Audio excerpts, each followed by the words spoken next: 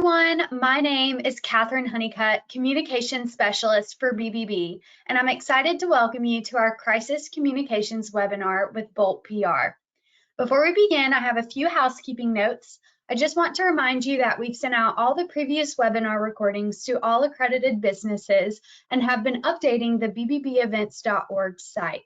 For additional information or to register for upcoming webinars, please visit bbbevents.org.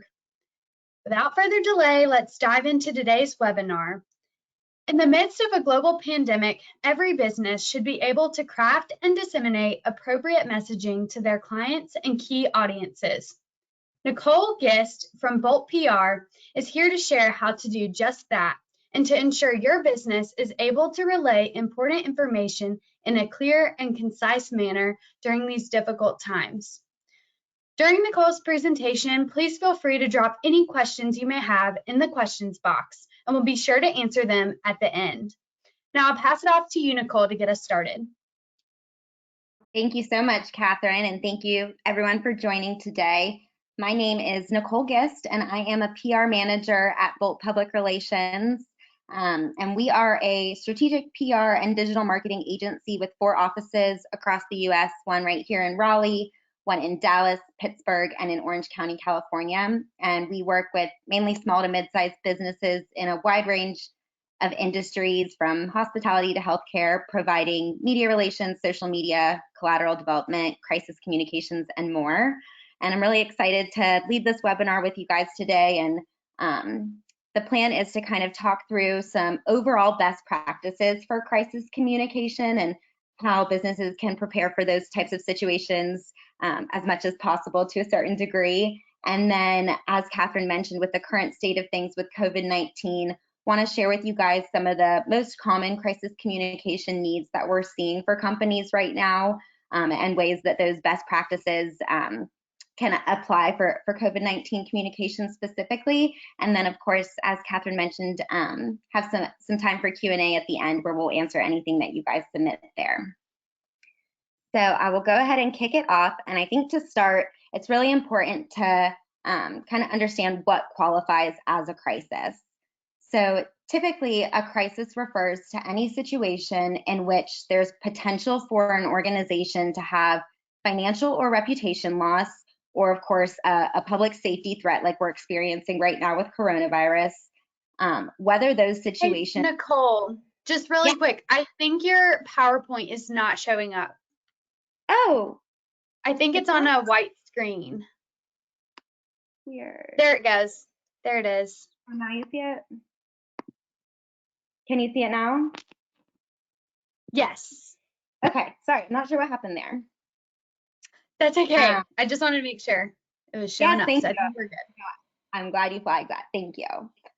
So as I was saying, a crisis typically refers to a situation where there's potential for the company to have financial, reputation loss, or of course that public safety threat, whether the situation is a threat, accusation, pending, or actualized. And that last part is really important to remember. If you have a heads up that there's a threat of a potential crisis coming, we want to jump on planning crisis communications at that point. We don't want to wait until the crisis has actually come to fruition. Of course, things can and will happen outside of your control, and we know that is something that we'll all have to face. So the biggest thing with that to remember is that following a crisis, the single biggest factor in determining a company's reputation recovery is the nature in which they communicate to the public. We can't emphasize that enough. Again, you can't always control what happens, but you can control how you react and how you communicate about that to the public.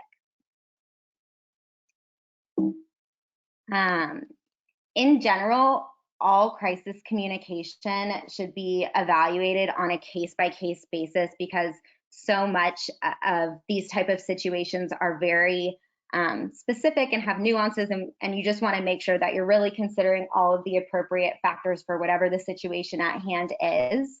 But in general, for kind of initial crisis response, there are typically kind of 3 main points that we like to keep in mind.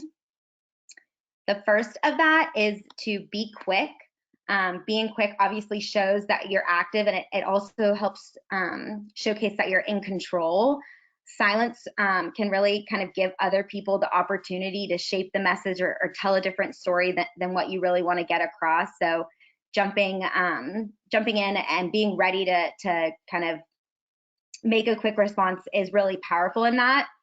Typically, industry standard is within an hour for a big major crisis, or events in smaller situations can often require even a faster response. But that's why I mentioned in the beginning, really evaluating everything case by case, because there certainly may be situations where to make sure you have all the right information and you're communicating accurately, you need more than that hour. So that's kind of just a rule of thumb. And more importantly, it's about being ready to respond and controlling that message as much as you can. That leads well into the next tip, which is to be accurate, because responding quickly is useless if the information is wrong. Inaccurate information always worsens a crisis and the resulting reputation loss. And part of that is because if errors happen, you have to go back and publicly correct them. And often Nicole, yeah. I'm so sorry. I don't think your slides are going again. Oh no. We're still on the crisis communication slide on our end. Oh, weird. Then yeah, they're not going. Are you seeing them now? No, it looks like we're just frozen on your crisis communication slide. That is so weird. Now we're on Be Accurate. Okay, I'm not sure why it is doing this. Can you see it now? I see the Be Accurate slide. What do you see?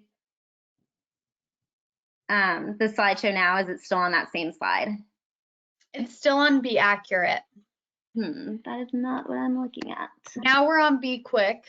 Maybe it's just a little slow. I'm not sure. I think there's something with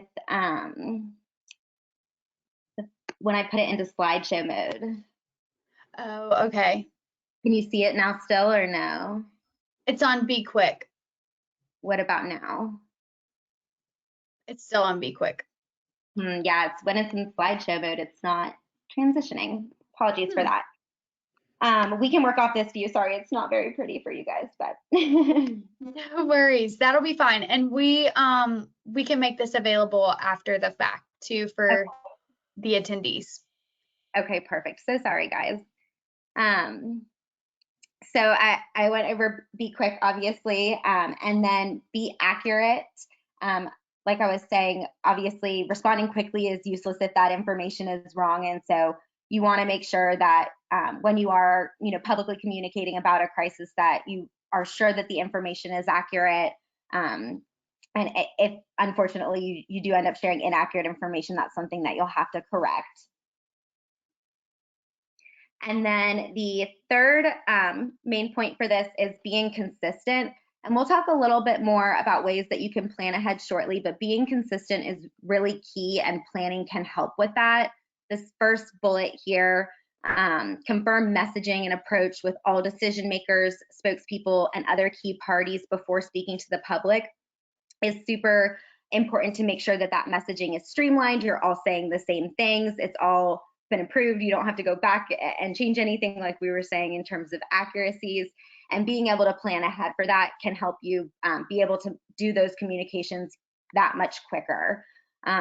Inconsistency in general comes off as out of control, or worse yet, lying. So part of that kind of confirming the messaging and approach across the board helps with coming off as really organized and polished as much as you can in a crisis situation.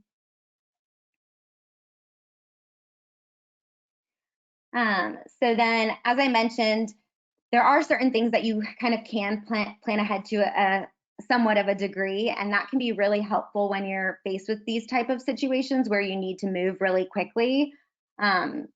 So depending on the company size, there may or may not be benefit in having a formal document like a crisis communications prep plan developed. That is something that we've developed for several of our partners, and it just kind of helps give leaders a starting point to a roadmap to handle these situations when that quick action is needed. So I won't go through that whole kind of process of planning, but wanted to point out a few of the considerations that are included in that so that you guys can evaluate for your businesses what makes sense, or kind of start thinking through the process to be prepared for these type of crisis situations. So one big piece of that is kind of identifying who needs to be involved in crisis communications, and specifically on the internal side, who do we need approval from? Who needs to sign off on things before communication goes out? And typically the smaller the group, the smaller size that this group can be, the better. Just again, so you're able to be quick and keep things moving forward. Often it will include an executive team, a corporate ownership or board, if that exists for the company that you have. And then again, depending on the specific crisis, and certainly if it's a major situation, legal representation, a PR crisis response team, police first responders, if it's something that they would be involved in. And then kind of continuing this same train of thought of who else needs to be involved, who else internally needs to be informed and aware of what's going on, but you don't necessarily need to wait for a response for them. Again, we talked about being quick as one of the kind of main factors of an initial crisis response. So the smaller that approval team is, the quicker you can be in getting that messaging out there. But then it's important to think about who else needs to be aware of that communication, whether they may receive direct questions from customers, or otherwise could just be directly affected. And that often is, other employees, the marketing team, volunteers, potentially vendors and third-party partners. So who else, does this impact, and we want to make sure they're informed. And then finally, of course, your external audiences, and they're just as important as your internal audiences most of the time. And there are kind of three main groups, if you will: your customers or direct clients, the media, and then the general community. And really each of these, it's about evaluating what is most appropriate for them. With media and community, again, it all depends on the situation, but we find that sometimes just being prepared to react instead of proactively communicating on something can be really powerful. So really going through the whole messaging approval process and having something ready. Should media or someone post something on social asking you a question, you're ready for that quick, accurate, and consistent response. But you're not necessarily proactively sharing it unless someone is asking about it. Again, every situation is different, so it's just evaluating what makes most sense for the situation you have.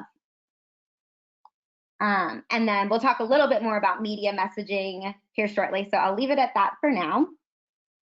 But another step of kind of pre-planning for crisis communications is establishing a chain of communication. So who needs to be notified first, and then who can help disseminate information to others from there. And this is kind of why doing some of that, identifying who needs to be involved in advance, is super helpful, because at the sign of a threat of a crisis, whatever it may be, you're able to enact this chain of communication and know who needs to be looped in from the start versus dealing with those logistics in addition to trying to prep whatever messaging needs to go out. And then one other final consideration for crisis communications and prep, if you will, is evaluating what communication channel is best based on the audience that it's going to and the nature of the information that you're providing. So obviously, if it's just a really quick logistics update, a website banner or a quick email might do the trick. If it's something that has a little bit more of a personal impact on the person receiving it, a phone call or something with more of that kind of direct interaction may be better. So it's all about, again, really evaluating what makes sense for the situation and trying to tailor that to your different audiences. We do see for customer communication that email, website, and social media tend to be most common. But again, depending on the nature of your business, calls or text might be appropriate, as well as snail mail and the other channels listed here. Then in general, for crisis media messaging specifically, there are a few different rules to live by. These are definitely geared a bit more towards media, if you will, and commenting responding to media. But in general, anything you say, whether internally to employees or externally on social media, could eventually be shared with media or has the opportunity for public commentary. So these are really good tips to keep in mind overall for communicating during crisis. So the first is to avoid blame. Don't place or accept fault without your legal team approval, and even then tread lightly. There are definitely ways to kind of position the emotional side of things without doing that. Things, obviously, like what it says here, we're investigating, or we hate that this happened, is giving across that sentiment that something bad may have happened, but not necessarily saying we're sorry that this happened. So avoiding blame is something that we recommend. And then this kind of follows up to that well. Saying no comment is actually not really an option. It's not something we ever recommend. It really tends to just imply guilt or that there's something to hide. And so we recommend never saying no comment. And that segues well into this next tip, which is that it's okay to accept the unknown. And we want you to kind of be prepared to not have all the answers in these situations, and that's okay. And it's okay to communicate that to a certain degree. So whether it's that you're kind of redirecting, the police department or someone else would be the best person to speak to that, or you're just sharing, at this point, we don't have any more information to share. We don't know the answer. We're looking into that more. I'm working to confirm and I'll get back to you. All of those things are okay to say. And certainly from a media perspective, can come off a lot better, or not like you're hiding something, as if the classic no comment can, if you will. And then our next tip here is to just be clear. We find that vague or confusing speak really can make people ultimately suspicious, especially in a crisis situation where tensions or emotions might be high. So really try to find that super concise, clear language that you can use that doesn't beg more questions. And then we like to say always is always bad. Limiting absolutes unless absolutely necessary, unless explicitly accurate. This again goes back to those kind of three main things to think about in initial crisis response, and certainly the accuracy one comes into play. And again, not having to go back and correct errors because you used an absolute. So we recommend limiting those or really not using them unless you're 100% sure that nothing would ever change there. And then expressing sympathy. This is a really big one. And we've seen studies have shown that organizations that express concern or sympathy ultimately have less of a reputation loss from the crisis. So having that genuine, heartfelt emotion in what you're communicating can be really, really powerful and beneficial. Of course, it needs to be genuine and feel organic and not forced. But it can help kind of build camaraderie and the kind of we're in this together type of sentiment as well. So we're sorry for the inconvenience. Your families are in our thoughts. Anything that we can say that kind of expresses that direct emotion and sympathy helps humanize the company and tends to lend itself to positive reactions there. And then finally, this is just a kind of a media motto that we have: the questions don't do the damage, the answers do. So again, if you kind of go back and kind of live by these messaging rules, if you will, and make sure that you're responding in a quick yet accurate and consistent way, it's really important to remember that you have the power in the communication and what you're saying, as long as you're answering in a way that helps portray what you're trying to get across. So then switching gears a little bit away from just kind of overarching best practices, obviously, right now with the current state of COVID-19, there are a lot of ongoing changes and so many businesses affected. So wanted to kind of share some of the more common external and internal communication needs that we've been seeing from companies due to the virus.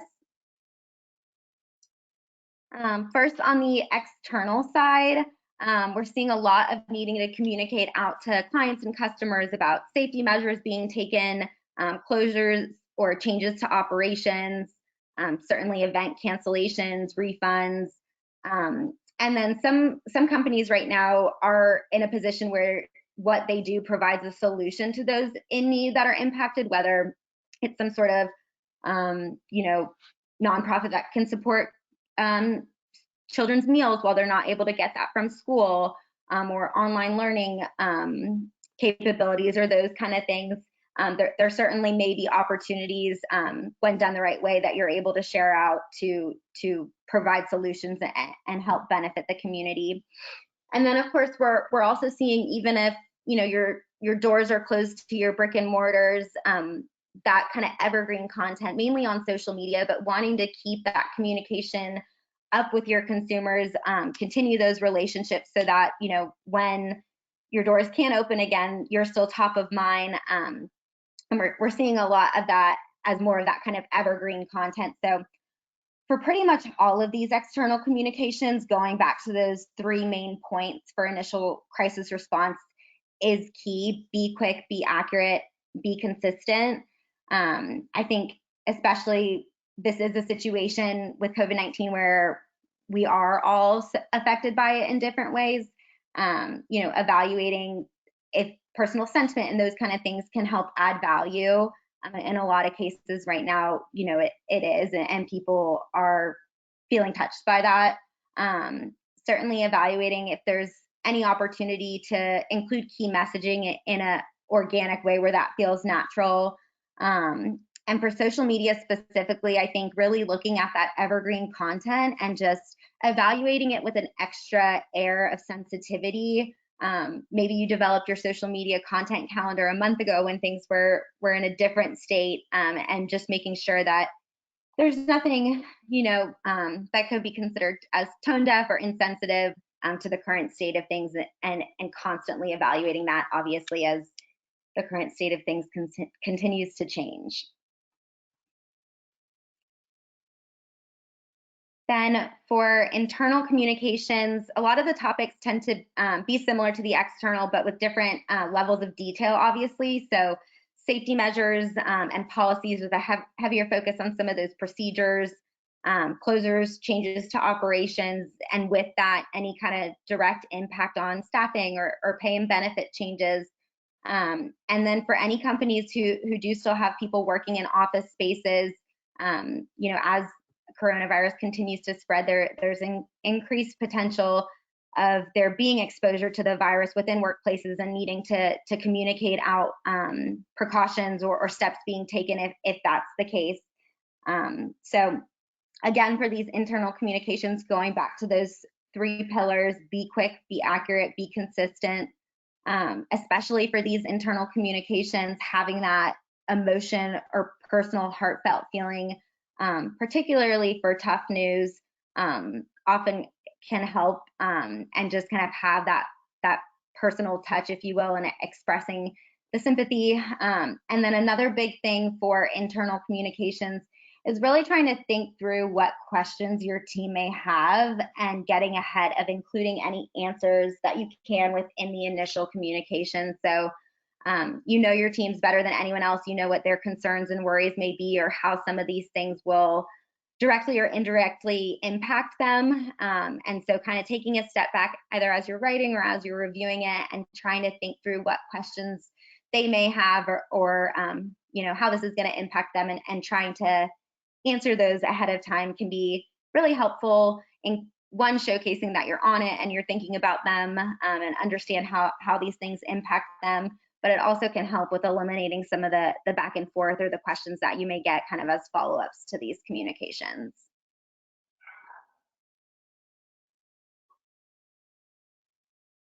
So that is what we have seen certainly as kind of the biggest needs, both externally and internally. And I know you guys have likely been submitting questions throughout, so I will throw it back over to Catherine to kind of hear what questions you guys have overall on the best practices or related to the virus specifically.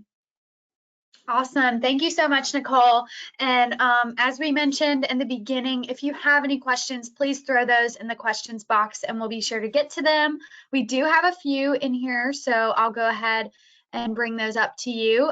So the first one says, if someone in my office gets sick with coronavirus, do I message that to my staff? If so, how? Also, what if the media become aware and run it as a story? What should my response be? So it's kind of long, so I can break it up if you need me to. Yeah. So to start, there are some official procedures that have to be followed if someone does test positive for the virus, and working with the health department.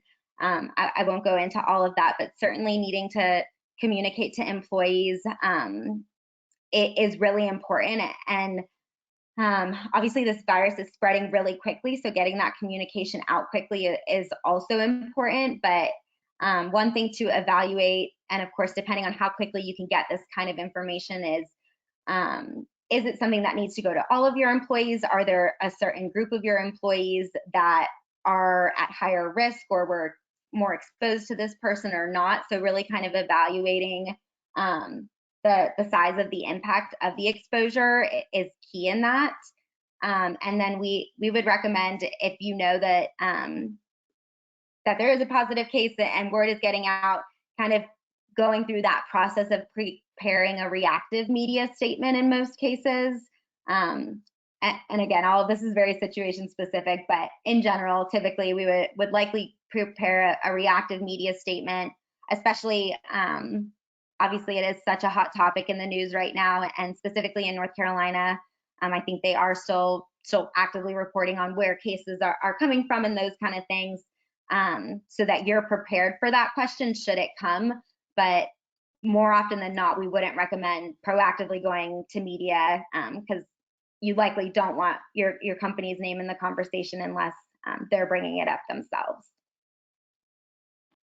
Awesome. Thank you so much. The next one says, how do you balance being timely and ensuring your information is as accurate as possible? It definitely is a balancing game. And I think the accuracy of information is probably of somewhat more importance. That's not to say that you shouldn't say anything to start. It may be that your first initial communication, depending on the situation, is that we're aware of this allegation or that whatever it may be, and we're investigating it, we're looking into it, so that people know that you're on whatever it is, but you're not communicating anything that could potentially be inaccurate. So it definitely is a balance, and kind of evaluating, you know, as part of that, how quickly or shareable is this information. If you have an opportunity to get more of the facts before you communicate, that is a good thing, but sometimes you don't have full control of when the news might go out, and that's where you might want to get ahead of it, and let people know there's more to come. Great. We have a few more questions about media. The next one says, can you go over what we should say instead of no comment? Yes, so it will kind of be based on what the question is, or what the topic is, but those kind of bridging phrases that I went over earlier, you know, I'm not the best person to speak to that, but let me connect you with who is, or we're still looking into that. As soon as we have more information, we'll be sure to share that with the public. Just kind of giving some sort of an answer that lets them know that you're not you're not sharing the information because you're trying to hide something. It is more because you're not the best person to speak to that, or you need a few more details yourself before you can share it, or whatever the case may be. I think avoiding saying no comment is to avoid them getting the sense that you're trying to hide something. Gotcha. And then going off of that, they asked, what are your thoughts on not responding to media at all? That can get really, really situation specific. So there certainly are times where it might be in your better interest not to respond. We typically try to, because if you don't respond, even if you don't say no comment, a lot of times media will say, we reached out to the company and never heard back, or, however it's phrased. So typically we do try to respond, but certainly there may be cases where the situation just doesn't call for that, or the information to share wouldn't provide value or help the situation. Gotcha. Switching gears a little bit to talk about the teams at the beginning, they said, how can I create a crisis communication team when the crisis, i.e. coronavirus, has already started? It's definitely harder once you're kind of in the heat of things, but certainly I think it's just evaluating within your company, depending on, the size, who handles communications, and just making sure that you've really honed in, especially on kind of that crisis approval team, and then building things out from there. And honestly, being in the heat of a crisis situation, a lot of times you're learning as you're going. And so taking those learnings and putting it into something more formal that you have for next time can be really powerful too. Great.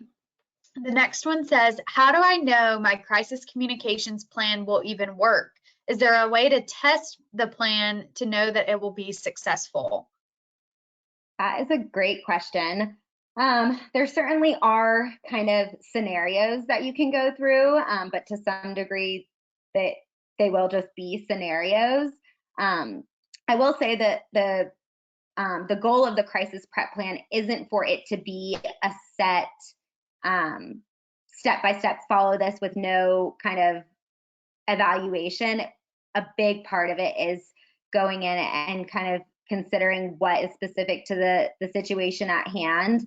And so the crisis prep plan isn't designed to fully have all the answers. It's designed to help you kind of think through what questions you need to ask internally, externally, wherever it may be, to make sure that you're getting those answers and you're communicating in the best way. And exactly like you were saying, some of those steps of it's hard to create a crisis response team in the midst of a crisis, having those set up so that you have that kind of higher level roadmap to follow in terms of who needs to be involved and who needs to approve certain things, and what channels do we have to communicate to our audiences with, and then really kind of testing it out in the different situations and continuing to tailor it from there. Great.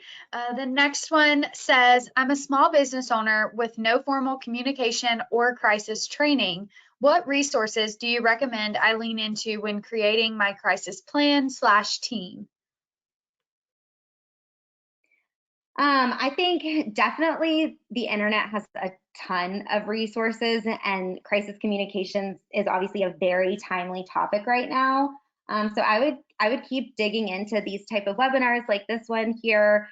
There also are several different kind of template crisis plans online that you can find, and probably start with a few different versions of those and kind of pick and choose and see what makes sense to tailor a version for your business specifically. Awesome. Our next question says, how do you respond to consumers who are upset your doors are closed, but it is out of your control since we are in a stay-at-home order?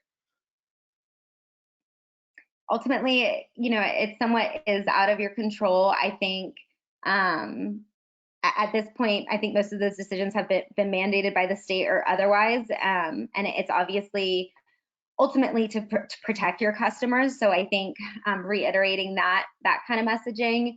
And then, depending on your business, is there anything that you can do, again, to kind of help provide solutions for them, or give them relevant content otherwise? So if your business is beauty products or skincare, what are some at-home things that they can do, or some tips that you can share? Or some companies right now are doing, for like hair salons, they're doing giveaways on social media for when they reopen. They'll give away a free service. So I think certainly, obviously, there are some people who may just be unhappy by the situation, and you may not be able to say anything that's going to change how they feel.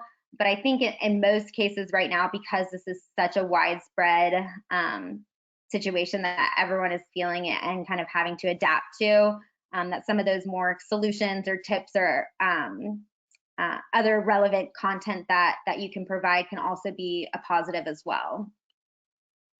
Awesome. The next question says, to what extent does social media play a role in crisis communication? And along the same line, what is the most important or crucial form of communication in a crisis plan? That is really hard to answer because, again, it just depends so much on the situation. If it was something on the more severe side, a data breach, and your information was jeopardized, you probably wouldn't want to find out about that via a social media post that you just happened to skim across. So it really depends on what the nature of the crisis is, to some degree. But I would say social media is good for those kind of overarching public communication. Again, exactly what I was just saying. If obviously your clients might be on social media as well, so it may be that they're getting a direct communication before whatever's being posted on social media is being posted, if that's appropriate, so they have that heads up. So in general, each communication channel is really weighed differently depending on the audience and the nature of what you're communicating, and that's the biggest thing to go back to there when trying to figure out the channels. And then for social media specifically, it is more of that general public comment, public updates. And so part of that is kind of considering what other communication may need to come before that goes out. Awesome. We have another question on social media. It says, should we still post non-coronavirus related content? And I know you mentioned earlier in your slide about posting non-coronavirus related content, but how much should that take up our content and how much should be coronavirus related? Yeah, it's definitely a balance, and it somewhat depends on what your company is. If there's absolutely no tie-in or way to make it relevant, it may be that you're scaling back a little bit on your posts right now. But what we're seeing is if there's a way to do a tie-in or make it relevant to coronavirus, we're seeing most content is geared toward that, even if it's things like ways to de-stress while you're working from home, or how to learn to homeschool, or whatever it may be, just kind of relating to the way people's lifestyles are changing right now, even if you're not directly talking about coronavirus, acknowledging kind of what's happening in terms of the state of the way people are living or businesses are operating, and those kind of things definitely can be good, and is a lot of what we're seeing and what we're doing for our clients as well now. Great. The next one says, I still haven't sent out anything for my business discussing COVID-19. Should I start now or is it too late? It really depends on how COVID-19 has affected or impacted the business. I think at this point, I don't think it's too late by any means. I think we're going to keep seeing more communications from companies about this. Obviously, things continue to change with companies and when they can reopen and those kind of things. It's certainly on pretty much everyone's mind right now. So if you think that it's something your customers could be thinking about in relation to your business, then I don't think it would hurt. Awesome. And then also on social media, it says, can I use the same text across multiple platforms such as Instagram, Facebook, and Twitter, or should these be different? We typically recommend that they are at least slightly different, just to be tailored for each of the different networks, if you will. Instagram is obviously way more visual heavy and tends to have shorter captions and those kind of things. So certainly can get across the same point, just often making slight tweaks to the phrasing or positioning. Great. And then the next one says, my business is essential and is still open, but people are staying home and not coming in. What can I message to them to let them know, one, my business is open, and two, I'm taking proper safety precautions? I think proactive communication about the safety precautions that are being taken, and assuming that they, are either whatever the standards are or going above and beyond, can be really beneficial. I think too, people are obviously, depending on where they're at, either maybe just assuming that everything is closed or don't know that it's an essential business. So sending that reminder of, I am an essential business, and here are the precautions we're taking. And if there are opportunities to, obviously, I'm not sure exactly what the business is, but if there are ways to do it all via digital or online, offering those options too.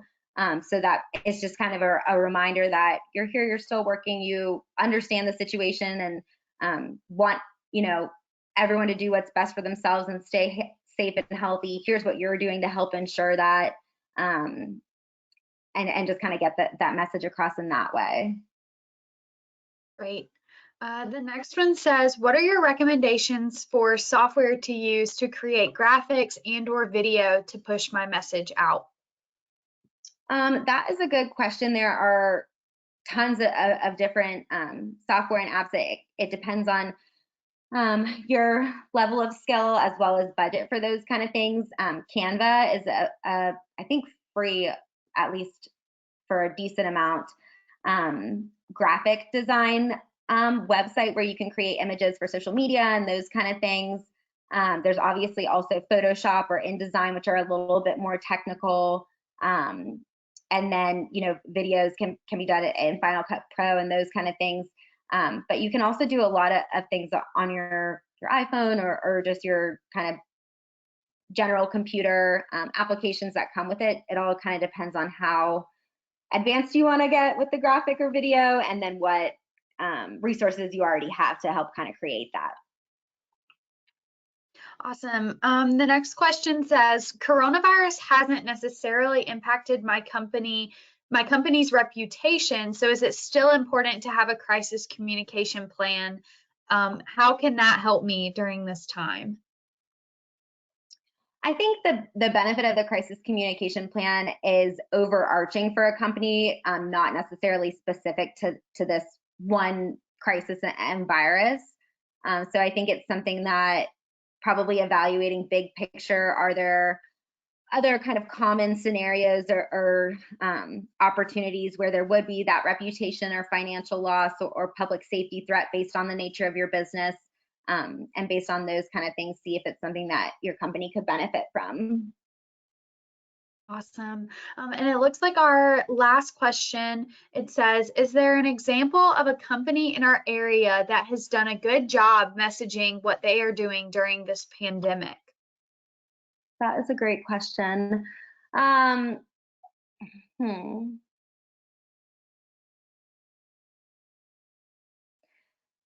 trying to think of someone specific. There has been obviously a lot of communication, and I would say I think of the food and beverage industry specifically overall. I know that's not one business, but I would say they have obviously been hit very hard by this, and having to change the way their operations go. Some restaurants, weren't set up for online ordering before, or those kind of things. And so I think there are a lot of really good examples within that industry of communication they've put out, how they've kind of been adapting on some of the operational sides as well. And certainly some of those kind of steps taken, precautions, here's what we're doing to keep you guys safe. I've seen a lot of that in those kind of communications. I know Ashley Christensen has done a lot of that, as well as Scott Crawford, and several of the other kind of bigger restaurant groups or one-off restaurants as well. Awesome. Awesome. Well, that's all the questions that I'm seeing at this time. I just want to say thank you so much, Nicole, for presenting and for answering all these questions, and to everyone who attended. As a reminder, please visit bbbevents.org to register for all of our upcoming webinars and be on the lookout for the recordings. Thank you for your time. And if you have any questions, please feel free to reach out to me at choneycutt@raleigh.bbb.org. Thanks again, Nicole, and everyone else have a great afternoon. Thank you.